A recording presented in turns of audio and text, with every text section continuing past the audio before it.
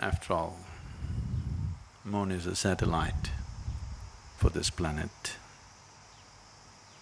and helplessly strung to this planet and making its rounds. So what is the significance? Why these full moons and no moons are held significant?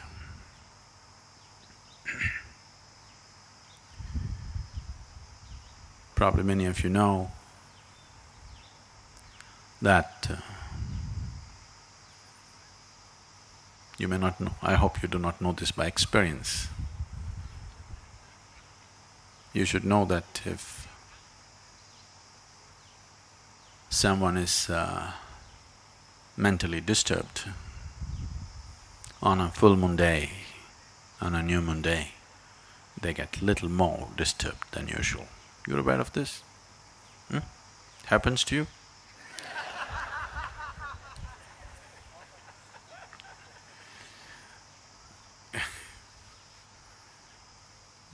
Say yourself, you just be with me, don't worry about the camera. So, it doesn't happen to you, but it does happen to somebody. So it is not that moon instigates madness, it is just that when the moon takes certain positions, it heightens whatever you are. If you are loving, you become more loving. If you are joyful, you become more joyful. If you are blissful, you become much more blissful. If you're a little insane, you become much more insane. If you're meditative, you become far more meditative. It just enhances everything that you are. So we considered these days important so that you consciously create the right kind of quality in you so that it gets enhanced. Today is Paurnami, in the morning you get up and you be in a certain way, you create a certain quality in you so that by evening that quality is enhanced. So whatever the qualities that you are, so that you start engineering it more consciously than being a victim of unconscious eruptions within yourself. So the moon does not make you mad or meditative, it just enhances whatever you are. You know, even the ocean goes mad. If you are a swimmer on the beach, it's madness for you. But if you are a skipper of a large vessel, it is a boon for you. But something is happening. The very ocean is trying to rise. When the very ocean is trying to rise, the situation may be conducive for you also to rise, probably, if you are willing to make use of it. And moon's influence on human life is far more than that. To do anything with yourself, to be aware where the moon is could be useful because it creates different types of qualities and energies in the system. If one is aware, he could make use of it.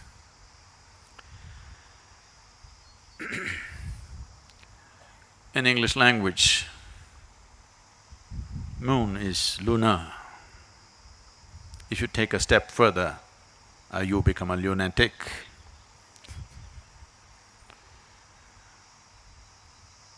So generally, the influence of the moon is considered illogical. Anything illogical, generally in the West got labeled as madness or insanity. But here, we always saw the limitations of logic. Logic is very useful to conduct the material aspect of your life.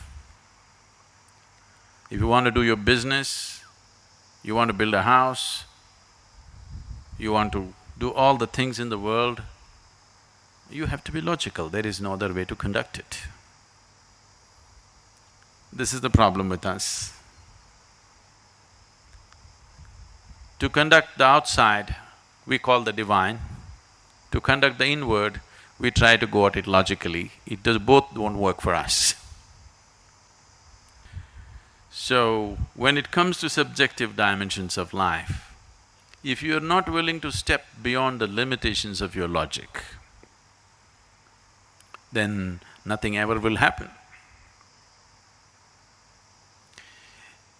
If I ask you to close your eyes and do something very simple, you sit here and calculate, okay, if I do this, what will I get, what will happen, this. Nothing will ever happen to you. If anything beautiful has to touch you in your life, if meditation has to touch you, if love has to touch you, if bliss has to touch you, you must be illogical. Everything is logically correct, but you have a long face because everything is correct with you. You're correct, but life doesn't work like that. If you wake up in the morning, tomorrow morning when you wake up, lying down in your bed, think 100% logically. Do not think of all those beautiful moments in your life. Do not go back to any experience which matters to you. Do not think of the birds in the sky, the sunrise, the flowers in your garden, your child's face or a loving moment in your life. Don't look at any of that. Just think logically. Now you actually have to get out of bed. That's not a small feat. Is it a small feat? It's not a small feat. And then you have to go to the toilet. Then you have to eat, work, eat, work, eat, go to sleep. Again tomorrow morning, same thing. Cut out the experiential aspect.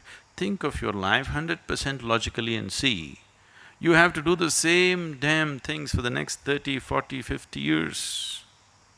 And if you do yoga, it gets elongated. It gets stretched further, you know. The same nonsense every day, every day, every day. Just think logically, is it worth it? Is it worthwhile? Is it worthwhile? No. Moments of extreme logic are moments of suicide. And all of you have been committing suicide like this, but you don't do anything these days in one shot. You do everything in installments. You're committing suicide also in installments. I want you to just look back. If you're unable to look back, when you go home today, I want you to rummage into your old pictures and see when you were 5, 6 years of age, how your face was. It was like this. Now, it's getting longer and longer. So, if you have to step out of your logic, unless you do it in a certain way, it sounds senseless. Because right now, your idea of sense is only logical, isn't it? But please see, the most beautiful moments in your life have happened to you only when you kept your logic aside a little bit. Yes? Logically examine your love affair and see, it'll be the most stupid thing you can do. Really. Yes or no? Maybe it's the most beautiful thing in your life, but logically dissect your love affair and look at it, it is the most idiotic thing you can do. But it might have become the most beautiful experience in your life. So the logical dimension of life and the experiential possibility of who you are diametrically opposite. So in yoga, we look at you as two aspects, the sun and the moon. You've seen the symbolism? You've heard of the word hatha, hatha yoga? Hatha means ha, means sun, tha means moon. So these are the two dimensions. There are various symbolisms for this. You have seen Shiva being represented as half man, half woman, all these things to suggest there is a logical dimension to you and there's a dimension beyond that. If you do not explore both, you will be an incomplete human being. or you will be only half alive. So when we say a spiritual process or yoga or whatever, what we're looking at is how to become a full-fledged life process, not a half-life process. Just the body is alive, that's not good enough. Everything in you should be aflame. Only then you will see whether something is happening or nothing is happening, it's worth being here. If you sit here, it's worth being here. If you open your eyes, it's worth being here. If you close your eyes, it's worth being here. Otherwise, whatever is happening, it's not worth being here, simply because only a part of you is alive, the other part is yet to come alive. So the moon, today being a full moon, the clouds are hiding it, but don't worry. Whether you can see it or not, the influence of the moon is very much there. Because on a no moon day or a new moon day, the influence of the moon is far more than on the full moon day. So whether you perceive something or do not perceive something is not the issue, the influence is anyway there.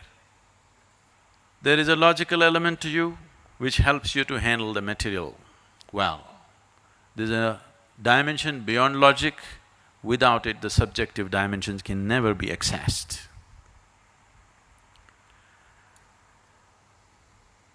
The moon is a symbolic representation of that dimension.